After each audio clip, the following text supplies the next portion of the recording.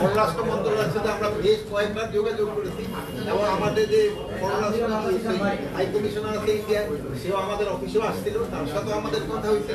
আমরা বলতেছি যে আমাদের দেশের নাগরিক যদি ইন্ডিয়া থেকে থাকে তাহলে আমরা প্রপার চ্যানেলে পাঠাও, আমরা নিই, কিন্তু তাদের এই জঙ্গলের ভিতরে ফেলায় যাওয়া, নদীর উপরে ফেলায় যাওয়া, একটা লেকের উপরে ফেলায় যাওয়া, এটা কিন্তু কোনো সভ্য দেশের কিন্তু হওয়া উচিত না।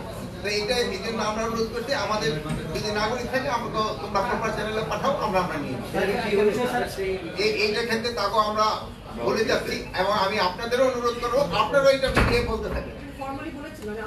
আনুষ্ঠানিকভাবে এটা বলা এটা পররাষ্ট্র মন্ত্রণালয় কোর কমিটির সিদ্ধান্ত আমি তো বললাম যে এই যে শুভেচ্ছা বিনিময়, তো এটা এই জন্য একটু বেশি সময় লাগছে।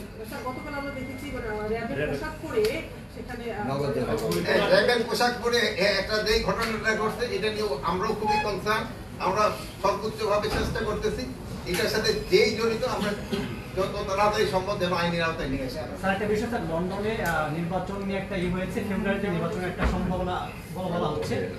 আইন শৃঙ্খলা থেকে বা বাংলাদেশের পরিস্থিতি সেই দিকে আপনার প্রিপারেশন নিচ্ছেন কি নির্বাচনকে নির্বিঘ্ন? আমি তো লন্ডনের খবর আমি বলতে পারবো না।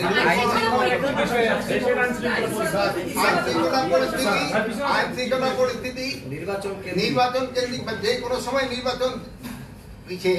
নির্বাচনের ডেটটা তো ফিক্স করবে নির্বাচন কমিশন, ওনারা যেই সময় ফিক্স করবে আমরা মনে হয় আমাদের আইন শৃঙ্খলা বাহিনী ওই সময় তারা প্রস্তুত।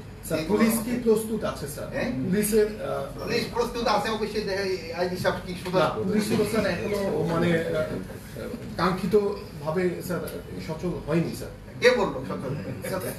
এখন শোনেন, এখন আপনারা সচল যদি ওই আগের 15 বছরের মতো ভাবেন গেলে দুইটা পিটি মারলো পুলিশ খুব সচল, আমরা তো ওই পুলিশ চাচ্ছি না, আমরা তো মানবিক পুলিশ চাচ্ছি যেটা সবার সাথে ভালো ব্যবহার করে এবং জিনিস ভালোভাবে চলে। এখন যদি আমাদের ভাবে যে পুলিশের কাজ হবে এখানে দুইটা বাড়ি মারবা, দুইটা লাথি মারবা, ওই পুলিশ তো আমরা চাচ্ছি না। আমরা পুলিশটাকে মানবিক পুলিশ, এখন পুলিশ হলো মানবিক পুলিশ। এই জন্য লোকজন ভাবতেছে পুলিশ সচল হয় না, যেহেতু ভালো ব্যবহার করে এই জন্য ভাবতেছে পুলিশ হয়। পুলিশ কিন্তু আগের থেকে আরো বেশি অ্যাক্টিভ।